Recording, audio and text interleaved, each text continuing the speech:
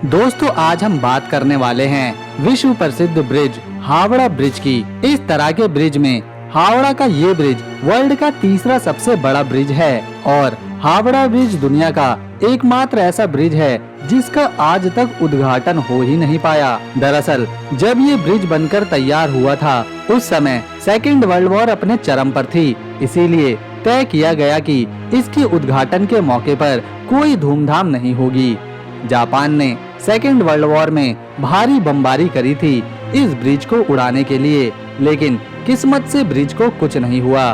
कोलकाता और हावड़ा को जोड़ने वाला ये ब्रिज जब बनकर तैयार हुआ तो इसका नाम न्यू हावड़ा ब्रिज रखा गया। 14 जून 1965 में गुरु रविंद्रनाथ टैगोर के नाम पर इसका नाम रविंद्र सेतु किया गया था, लेकिन आज भी लोग इसे हावड़ा ब्रिज के नाम से ही बुलाते हैं। रोजाना इस ब्रिज से 1 लाख से ज्यादा गाड़ियां और 5 लाख पैदल यात्री गुजरते हैं, लेकिन जब ये पुल बना था तब इस पर सबसे पहली बार एक ट्रैम चली थी, लेकिन बाद में ट्रैफिक बढ़ने की वजह से ट्रैम को हटा दिया गया। इस ब्रिज के बारे में एक और रोचक बात है कि इसे दोपहर 12 बजे और रात 12 बजे बंद कर दिया जाता है। इसके पीछे कारण बताया जाता है कि इसे बनाने वाले इंजीनियर्स ने कहा था कि ये ब्रिज जब भी गिरेगा तो 12 बजे ही गिरेगा, लेकिन उन्होंने ये नहीं बताया कि रात के 12 बजे या फिर दिन के 12 बजे। इसीलिए हावड़ा ब्रिज को आज भी 2 बार बंद कर दिया जाता है। कोलकाता और हावड़ा के बीच हुगली नदी पर पहले कोई भी ब्रिज नहीं था। नदी पार करने के लिए नाव ही जरिया हुआ करती थी।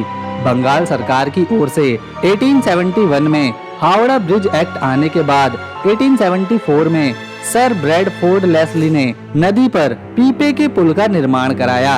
1874 में 22 लाख रुपए की लागत से हुगली नदी पर पीपे का सबसे पहला पुल बनाया गया था, जिसकी लंबाई 1528 फीट और चौड़ाई 22 फीट थी। इसके बाद जब यहाँ हावड़ा रेलवे स्टेशन बना तो ट्रैफिक के साथ लोगों की यात्राएं बढ़ने लगी। तब इस ब्रिज की जगह एक फ्लोटिंग ब्रिज बनाने का फैसला किया गया।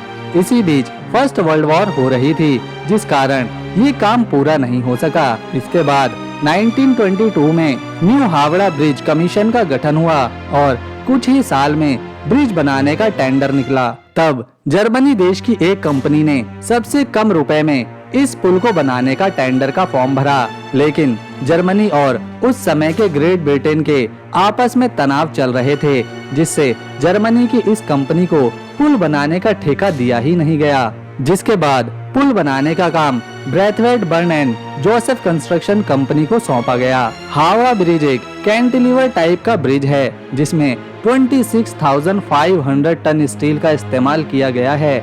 उस समय में इतना स्टील बनाना काफी मुश्किल काम था, लेकिन ब्रिज बनाना भी काफी जरूरी था। इसीलिए देश की स्टील बनाने वाली एक लौती कंपनी टाटा ने अपने पास से स्टील बेचने की बात कही और 23,500 टन स्टील टाटा ने ही इस पुल के लिए सप्लाई करी थी। एक तरह से आप कह सकते हैं इस पुल को बनाने में टाटा कंपनी का बहुत बड़ा हाथ है। इसके बाद हावड़ा ब्रिज का डिजाइन तैयार किया गया, जिसमें अंग्रेजों की शर्त थी कि ब्रिज चाहे जैसा भी बने, लेकिन ब्रिज के नीचे कोई पुल नहीं होना चाहिए, ताकि ब्रिज के नीचे से निकलने वाली बोट्स सुचारू रूप से चलती रहें। इसीलिए जब हावड़ा ब्रिज का डिजाइन तैयार किया गया तो उसमें 4 पिलर बनाने की बात हुई, जो पुल के दोनों सिरों पर लगने वाले थे, जिसका मतलब ब्रिज के बीच में कोई भी पिलर नहीं है, ना ही ब्रिज को तारों से लटकाया गया है। पूरा ब्रिज केवल नदी के 2 किनारों पर बने 280 फीट के 2 पायों पर टिका है। इन दोनों पायों के बीच की दूरी 1500 फीट की है। नदी में कोई पिलर नहीं है, जो कि एक अजूबा ही है, क्योंकि ये ब्रिज 1 सदी से ऐसे ही खड़ा है। इसी के साथ हैरान कर देने वाली बात ये है कि ब्रिज के निर्माण में स्टील की प्लेटों को जोड़ने के लिए नट बोल्ट की जगह धातु से बनी कीलों का यानी के रिवेट्स का इस्तेमाल किया गया है। इस पुल को हर साल पेंट करने के लिए 5 लाख रुपए का टेंडर निकाला जाता है।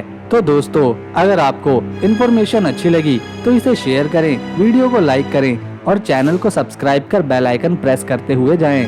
हम मिलेंगे अगली बार, तब तक के लिए नमस्कार।